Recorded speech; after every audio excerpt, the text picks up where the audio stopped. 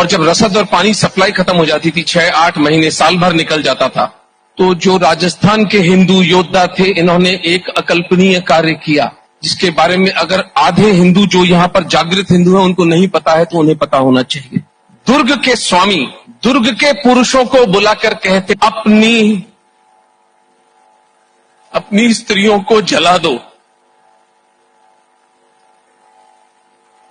अपनी बूढ़ी मां जिसके हाथ से खाना खाकर बड़े हुए हो, अपनी पत्नी जिसके साथ प्रेम का संबंध इतने वर्षों निभाया है, फूल जैसी बेटी, उसकी प्रश्न सूचक दृष्टि की तरफ आंख मत मिलाना, इन सबको जीवित जला दो।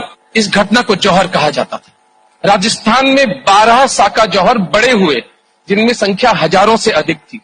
छोटे मोटे साके तो अनगिनत हुए हैं।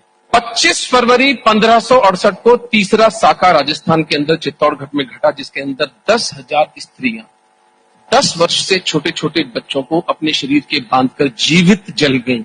और दुर्ग के पुरुष अपनी स्त्रियों को राख होते देखने के बाद उस राख को अपने शरीर पर मलकर अगले दिन सुबह दुर्ग का द्वार खोलकर मुसलमानों से युद्ध करने चले गए और अपने से 4 गुना बड़ी सेना के अंदर जितने मुसलमानों को मार सकते थे मार डाला। उसके बाद वीरगति को प्राप्त हो गए। इसे साका कहा जाता है।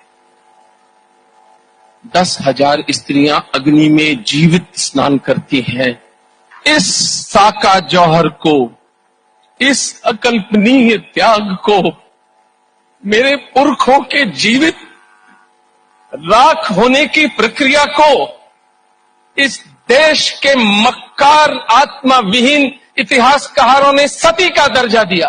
किसी ने इनसे नहीं पूछा, इतनी भयानक यातनाएं अग्नि में जलना। It takes good 6-7 minutes before the cells swell up, the arteries and the veins would burst and the person would die.